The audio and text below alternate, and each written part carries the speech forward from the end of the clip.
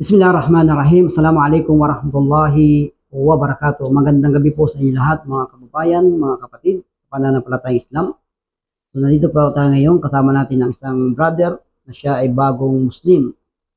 Ilang taon na ang nakakaraan at nandito tayo upang siya ay kapanayamin, okay, ng ilang mga katanungan kung paano niya niyakap ang Islam. So, Brother Abdullah, pwede bang ikaw na ang magpakilala sa ating mga tagapanood kung anong pangalan mo at kung taga saan ka sa atin? Unang-una po, ang pagbati po sa lahat. Assalamualaikum warahmatullahi wabarakatuh. Waalaikumsalam warahmatullahi wabarakatuh. Ako po si Romel Magsaysay. Ang pangalan ko po sa Islam ay si Abdullah. Ang nanay ko po ay tubong Quezon at ang tatay ko po ay tubong Batangas. MashaAllah, taga Batangas pala si Brother Abdullah.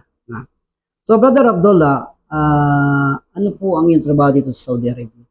Ako po ay nagtatrabaho dito sa Saudi Arabia bilang isang salesman po. Salesman sa anong department, anong store? Sa Centerpoint. Centerpoint. Okay. So, Brother Abdullah, bago mo niyakap ang pananampalatayang Islam, ano ang iyong dating relihiyon?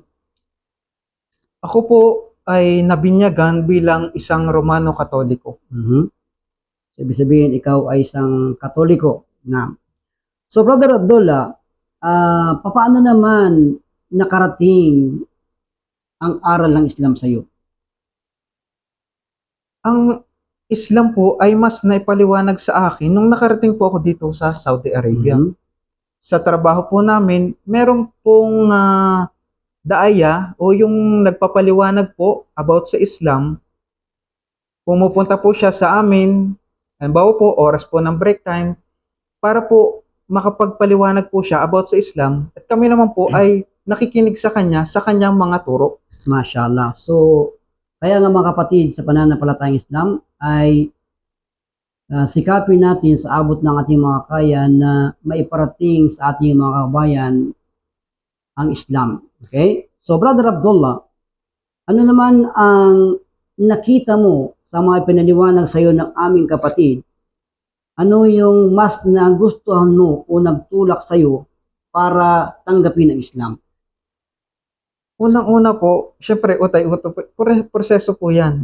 Pero mas naramdaman ko po habang sa pagtagal po ng pagpapaliwanag ni Ustad, ay naramdaman ko po yung kapayapaan. Kapayapaan? Tapos po, sa kanyang pagpapaliwanag na dapat po tayo po ay sumamba lamang sa nag-iisang Diyos, kundi sa Allah lamang po. MashaAllah. So, ibig sabihin, nakita mo rito yung katuruan na pagsamba lamang sa nag-iisang Diyos. Opo. Nang katuruan ito ay katuruan ng lahat ng mga propeta. MashaAllah. So, Brother Abdullah, ano ang pinagkaiba ng dati mong reliyong Romano-Katoliko sa pananampalatayang Islam? Bilang isang Romano Katoliko, kami po ay sumasamba sa mga rebulto, sa mga Diyos-Diyosan. Tapos po, sinasamba po namin si Jesus, kung saan si Jesus po sa Islam ay isa pong propeta na minamahal po ng mga Muslim at sinusunod po yung kanyang mga katuruan noong unang panahon po. Tulad po ng pagdarasal at kung paano po sumamba sa nag-iisang Allah. MashaAllah, tabarakallah. So, katotohanan mga kababayan, kung babasahin natin ang naunang kapahayagan, si Jesus ay nagtuturo na siya ay propeta, anak ng tao, anak ni Birheng Maria. MashaAllah, tabarakallah. So, Brother Abdullah, ano ang binago ng Islam sa buhay mo nung ito ay iyong yakapin? Actually, nung una po, sa Pilipinas, nakakatikim po tayo ng alak, yung mga pagkain hindi po dapat, yung baboy po.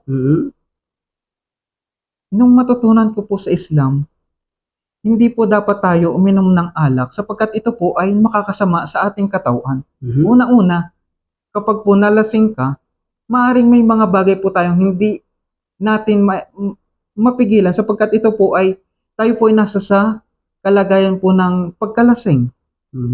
Tapos po, nabago niya rin po yung aking pananaw sa buhay. Dati po medyo mabilis po yung aking yung mabilis po akong magalit. Pero nung pumasok po ako dito sa Islam, naramdaman ko po na dapat po mahaba po yung ating pasensya o yung ating sabar sa mga bagay katulad po halimbawa, tayo po ay mananalangin sa isang bagay, meron po tayong naisin na isang bagay, kailangan po natin itong hintayin sa tamang oras na nakalaan ng ating Allah. Oh, mashallah, tabarakallah. So, balikan na po natin yung sinabi ni Brother Abdullah na patungkol sa baboy. Actually po, ang baboy, mga kababayan, ito ay mababasa rin natin sa mga naunang kapahayagan na ito ay pinagbabawal kainin. Okay? Sa Leviticus, Deuteronomy, na mababasa natin dyan na ang baboy ay bawal natin kainin. So, Brother Abdullah, ano ang maibibigay mong payo sa ating mga kapatirang bagong yakap sa Islam para maging matatag sila sa Islam? Unang-una po, kung tayo po ay bagong yakap sa Islam, hindi po sapat yung pagsasyahada po natin. Tayo po ay kailangang magsaliksik ng mga kaalaman tungkol po sa Islam. Pwede po tayong pumunta sa mga malapit na Islamic center sa ating lugar para po makapag-aral po tayo about sa Islam. Maaari pong mas marami pa po tayong matutunan at ma-share po sa ating mga kapamilya na maaring hindi pa po sila Muslim. At yun po, dito po, sana po ay patuloy po tayong mag-aral. At dito po, makikita po natin yung ating mga kapatid sa Islam na nagsasama-sama habang nag-aaral. So, mashallah, napakagandang payo. So, tama po mga kapatid. So, hindi po sapat na tayo nagsabi ng la ilaha illallah. So, kailangan po natin na magsaliksik ng kaalaman. Dahil sabi nga ni Propeta Muhammad sallallahu alaihi wasallam, talibul ilm faridatu ala kulli muslim. So, nang ibig sabihin, sabi ng propeta, ang paghanap daw ng kaalaman ay obligado sa lahat ng mga Muslim. So, Brother Abdullah, ano naman ang maibibigay mong payo sa ating mga kaubayan o sa mga kamag-anak mo na hindi pa Muslim? Ano yung maibibigay mong payo sa kanila para sila ay maengganyo o maakit na mag-aralan ng Islam? Unang-una po, tingnan po natin yung katuruan ng Islam. Huwag po tayong magbabatay sa mga naririnig, napapanood, na pag sinabi pong salitang Muslim, ito po ay nakakatakot. Terorista, mamamatay tao. Hindi po. Ang ating pong alamin ay kung ano po yung tunay na aral ng Islam at kung ano yung bilang isang Muslim po. So, napakagandang payo. So, ibig sabihin ay huwag nating tingnan ang tao, bagkus tingnan natin kung ano ang itinuturo ng Islam. Dahil katotohanan, mga kababayan, kung titingnan natin ang tao, ay hindi po natin makikita ang katotohanan. So, tingnan natin kung ano ang itinuturo ng pananampalataya at yun po yung ating gawing batayan para hanapin ang katotohanan. So, maraming salamat Brother Abdullah sa iyong binigay na oras, panahon sa oras na ito upang ikaw ay makapanayam at makapagtanong ng ilang mga katanungan kung paano mo niyakap ang Islam. So, maraming salamat Brother Abdullah. May kadagdagan lang po. May dadagdaw siya Brother Abdullah. Sige po. Bilang isang bagong yakap po sa Islam, sa akin lamang po, panatilihin po natin yung kalinisan ng ating puso at yung kung tayo man po ay nanghihina o nakakaramdam minsan po ng pagkatamad, halimbawa po sa pagsasala, kailangan po nating pagtibayan yung ating kalooban na may gantimpala po ito sa kabilang buhay.